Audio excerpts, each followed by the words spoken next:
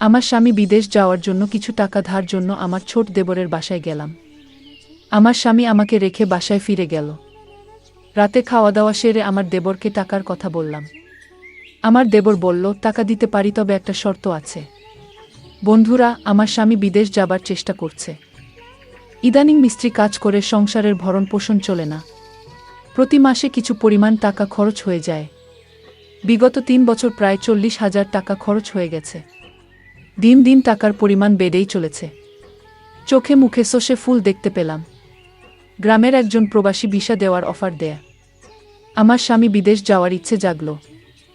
Visa বাবদ 3,20,000 টাকা মতো লাগবে, কিন্তু হাতে টাকাগুলি বলতে মোটেও নেই। উপায় তো না দেখে আমার ভাসুর অমিতের মাধ্যমে ব্যাংক হতে বিভিন্ন মানুষের নামে 50,000 টাকা ম্যানেজ করা হলো। বাকি টাকার কোনো ব্যবস্থা কিভাবে করি, পথ পাচ্ছিলাম না। একদিন আমরা বসে আলোচনা করলাম যে শহরে আমার স্বামীর 2 জন মামা ভাই থাকে। তাদের বাসায় গেলে কোনো সাহায্য পাওয়া যায় কিনা দেখা যেতে পারে। যেই ভাবা সেই কাজ। আমরা দিনক্ষণ ঠিক করে প্রথমে আমার দেবরের বাসায় গিয়ে উঠলাম। দেবর অবিবাহিত, সরকারি ভালো চাকরি করে, ভালো মাইনে পায়, তাছাড়া ভালো আউট ইনকাম তার। সেজন্য কোনো অভাব নেই বললে চলে। সামনে বিয়ে করার প্ল্যান আছে বিধায় বিরাট আকারের একটি বাসা নিয়ে থাকে। আমরা বিকেলে দেবরের বাসায় গিয়ে পৌঁছালাম। আমাদেরকে দেখে সে আশ্চর্য হয়ে গেল। সে বলল, আপনারা কোথায় হতে এলেন? কিভাবে এলেন? কি উদ্দেশ্যে এলেন? একসাথে অনেক প্রশ্ন করে আমাদেরকে বাসায় অভ্যর্থনা জানাল। আমরা বাসায় ঢুকলাম, হাত মুখ ধুয়ে ফ্রেশ হলাম। দেবর বাড়ির সবার কথা জানতে চাইল। তাদের ও আমাদের বাড়ির সবার কথা তাকে জানালাম। আমরা যাওয়ার কিছুক্ষণের মধ্যে কাজের বুয়ার সাথে আমাদের সকলের জন্য রাতের খাবার তৈরির তাকে আদেশ দিয়ে দিল। আমাদের উদ্দেশ্যের কথা এখনই বললাম না, রাতে খাওয়া দাওয়া সেরে বলবো, প্ল্যান আছে। সন্দেশের সামান্য পরে আমার স্বামী বলল, আমি একটু আমার আরেক ভাইয়ের বাসা থেকে ঘুরে আসি, তারপর রাতে একসাথে খাওয়া দাওয়া করে কথা বলবো। দেবর বলল, রাতে ঠিক চলে আসবেন তো ভাইজা? আমার স্বামী বলল, হ্যাঁ। তখন দেবর বলল, তাহলে জানা শোনেন, যদি রাতে আপনি না আসেন, আমি কিন্তু ভাবিকে আস্ত রাখবো না বলে দিলাম। এই বলাতে আমরা 3 জনেই অট্টহাসিতে ভেঙে পড়লাম। আমার স্বামী চলে গেল। আমি আমার শিশু বাচ্চাকে খাওয়ালাম এবং তাকে ঘুম পাড়িয়ে দিলাম। আমরা দেবর ভাবি সোফায় বসে টিভি দেখছিলাম আর রাজ্যের নানা কথাতেই মশগুল হয়ে গেলাম। কথার ফাঁকে আমাদের উদ্দেশ্যের কথা বললাম। তোমার ভাই বিদেশ যেতে চায়, কিন্তু টাকার খুব অভাব। মোটামুটি টাকা জোগাড় করেছি, আরও 1 লাখ টাকা দরকার। তুমি দিতে পারবে ভাই? আমি কথাটা উপস্থাপন করলাম। দেবর বলল, এত টাকা আমি একসাথে এখনো দেখিনি বলে দুষ্টুমির ছলে সোফায় কাত হয়ে পড়ে গেল। অভিনয় করার দরকার নাই বলে আমি তাকে টেনে তুললাম। এরপর আমরা রাতের খাবার খেয়ে নিলাম। আমার স্বামী সেদিন রাতে বাসায় আসলো না। তার জন্য অপেক্ষা করে রাতে আমরা শুয়ে রইলাম। নতুন জায়গায় তেমন ভালো ঘুম হলো না। সকালে স্বাভাবিকভাবে নাস্তা সেরে নিলাম। আমার স্বামী আসলো, তাকে নাস্তা দিলাম। আমরা চলে যাবার প্ল্যান করলাম। তার আগে আবার একবার দেবরকে টাকার কথা বললাম। দেবর বলল, টাকা জোগাড় করতে আমার সপ্তাহখানিক সময় লাগবে। কখন লাগবে তোমাদের টাকা? আমি বললাম, আগামী 10 দিনের মধ্যে হলে আমাদের চলবে। আমার স্বামীর দিকে লক্ষ্য করে বলল, তাহলে আগামী সোমবার তুমি আবার এসো, আমি কিছু টাকা দিতে পারবো। বাকি টাকা তুমি অন্য কোথাও সংগ্রহ করতে পারো কিনা দেখ। আমার স্বামী কি যেন চিন্তা করল, তারপর বলল, তাহলে আমি তোর ভাবিকে রেখে যাই। তুই যত তাড়াতাড়ি পারিস টাকা জোগাড় হলে তোর ভাবিকে পাঠিয়ে দিস, কেমন? আমি আপত্তি করলাম। আমার স্বামী আড়ালে নিয়ে আমাকে বলল, যদি আমরা কেউ সামনে না থাকি, তাহলে সে যদি টাকার কথা ভুলে যায়। আর তুমি এখানে থাকলে এমন কিছু ঘটবে না। তুমি এখানে থাকো, টাকা যে কোনো উপায় আমাদের পেতে হবে। আমি বাড়ি গিয়ে বাকি টাকা জোগাড় করতে হবে। আর তুমি বুঝিয়ে সুঝিয়ে বেশি টাকা নিতে পারবে কিনা দেখবে। আমি রয়ে গেলাম। আমার স্বামী চলে গেল। আমার স্বামীকে গাড়িতে তুলে দিয়ে 1 ঘন্টার মধ্যে দেবর ফিরে আসলেও দিনে কোনো প্রকার দুষ্টুমি করেনি। রাত হলো, সে রাতের কথা কিছুক্ষণ পর বলছি। রাত প্রায় 9টা বাজল। আমরা রাতের খাওয়া দাওয়া সেরে নিলাম। এবার ঘুমানোর পালা। আমি আমার শিশু সন্তানকে পাত্রে দুধ খাওয়াই ঘুম পাড়িয়ে নিলাম। আমি বিছানায় গিয়ে শুনলাম দেবর টিভি অন করে সোফায় আরাম করে বসল। বসে আমায় ডাকলো, ভাবি সোফায় আসো। আমি কোনো জবাব না দিয়ে বিছানায় শুয়ে রইলাম। একবার আমাকে ডেকে সাড়া না পাওয়ায় সোফা হতে উঠে আসলো এবং আমাকে ছি ভাবি বলে ডাকতে লাগলো। আমি সাড়া না দিয়ে পারলাম না। বললাম, অনেক রাত হয়েছে, ঘুমিয়ে পড়ো। এরপর সে বিছানায় গিয়ে শুয়ে পড়ল। কতক্ষণ ঘুমালাম জানি না। আমার ঘুম ভেঙে গেল। আমার ঘুম ভাঙলে আমি তাকে বুঝতে দিলাম না। বুঝতে পারলাম ঘুমের মধ্যে কি ঘটনা ঘটে গেছে। ভাবলাম আর থাকবো না, চলে যাব। তাই সকালে নাস্তা খেয়ে রেডি হলাম। তখনই মনে হলো, এভাবে চলে গেলে স্বামীর টাকা জোগাড় হবে কিভাবে। নানান কথা ভাবতে ভাবতে সকাল ৯:০০টায় আমাকে একটা মোবাইল ফোন দিয়ে দেব বলল। অফিস হতে আমি যোগাযোগ করতে পারি, তাই এটা দিলাম। এই বলে সে অফিসে চলে গেল। আমি একা তার পথ চেয়ে বসে রইলাম। অফিসে চলে যাওয়ার পর আমি সম্পূর্ণ একা বসে বসে টিভি দেখছিলাম। দরজায় কড়া নাড়ল। দরজার পাশে গিয়ে জিজ্ঞেস করলাম, কে? বাহির হতে জবাব এলো, আমি কাজের বুয়া। খুলে দিলাম দরজা।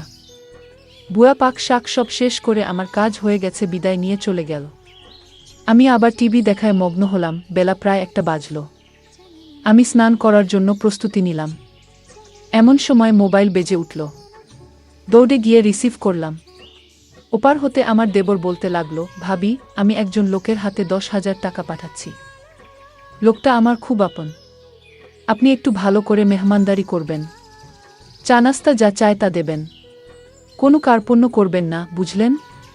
টাকাগুলো আপনার জন্য। আমি ঠিক আছে কি বলে ফোন রেখে দিলাম। আমি আবার টিভি দেখার জন্য সোফায় বসলাম।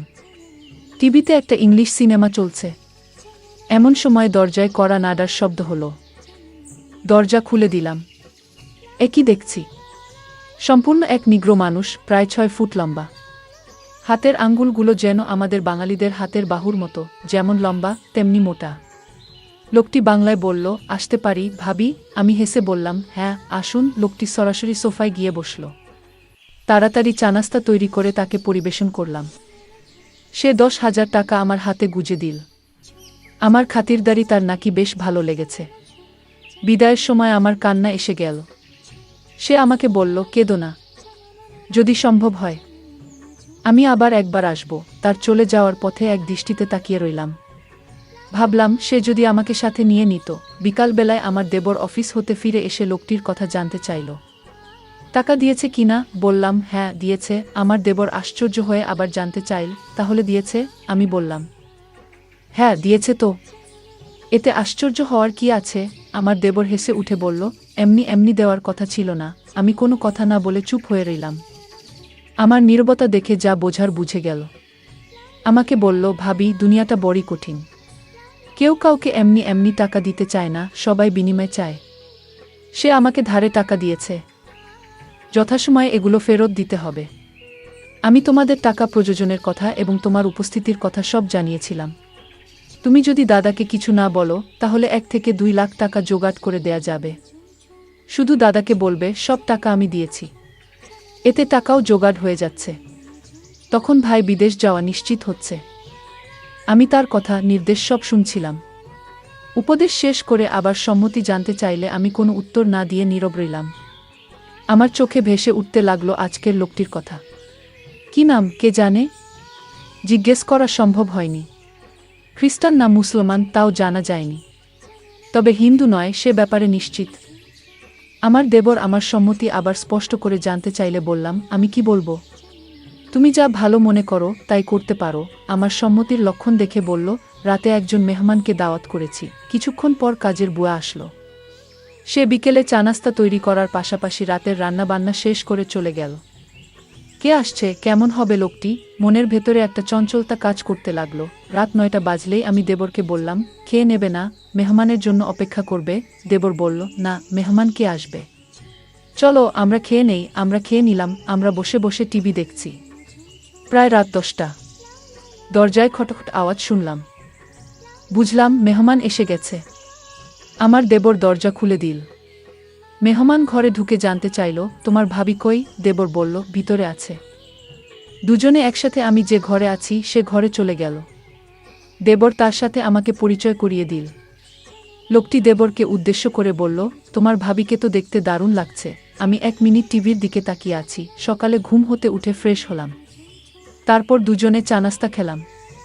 আমার দেবর সকাল ৯টায় অফিসে রওনা হয়ে গেল। আজ কোনো মেহমান আসবে কিনা বলে গেল না, আমার কাছে গতকালের রেখে যাওয়া তার মোবাইলটা কিন্তু আছে। হয়তো যোগাযোগ করবে, না করলে আরও ভালো। আজ বিশ্রাম নেওয়া দরকার। দেবর চলে যাওয়ার পর আমি বিছানায় শুলাম। কেমন জানি একা একা লাগছে। ভুয়া আসলো। দরজায় নক করার সাথে সাথে আমি গিয়ে খুলে দিলাম। ভুয়া তার কাজ ঘন্টা দেড়েকের মধ্যে শেষ করে চলে গেল। আমি আবার একা হয়ে গেলাম। ঘরের দরজাটা মেরে দিয়ে বিছানায় শুয়ে পড়লাম। আজকের দিনের সব ঘটনা ভাবতে ভাবতে হঠাৎ মনে হলো দরজা খুলে কেউ যেন প্রবেশ করছে। ভাবলাম আমার দেবর হয়তো আজ তাড়াতাড়ি ফিরে এসেছে। বিছানা থেকে উঠলাম না। দেবরের সাথে দুষ্টুমি করার জন্য ঘুমের ভান ধরে শুয়ে রইলাম। দেবর ঘরে ঢুকে দরজা বন্ধ করে দিল। আস্তে আস্তে এক পা দুপা করে আমার ঘরে প্রবেশ করল। আমি আজ প্রতিজ্ঞা করলাম আমি চোখ খুলব না। দেবরটা আমার ঘরে ঢুকে কোনো কথা বলল না। অনেকক্ষণ দাঁড়িয়ে থেকে যাতে করে আমি জেগে না উঠি। আমার কাছাকাছি বসল। চোখ খুলে আমি হতভম্ব হয়ে গেলাম। এই সম্পূর্ণ এক অপরিচিত লোক। আগে কখনো তাকে দেখিনি। আমি জিজ্ঞেস করলাম আপনি কে? বলল আমাকে কেউ পাঠায়নি। আমি পাশের বাসায় থাকি এবং এই ঘরগুলোর মালিক। বাসা থেকে বের হওয়ার সময় দেখলাম তোমার দরজাটা লাগাওনি। আমি ঢুকলাম, ভাবলাম একটু গল্প করে যাই। সে বলল আমি তোমাদের সমস্যার কথা শুনেছিলাম। কি সমস্যা বলতো? জবাবে বললাম আমার স্বামী বিদেশ যাওয়ার জন্য টাকা ধার চাইতে এসেছিল।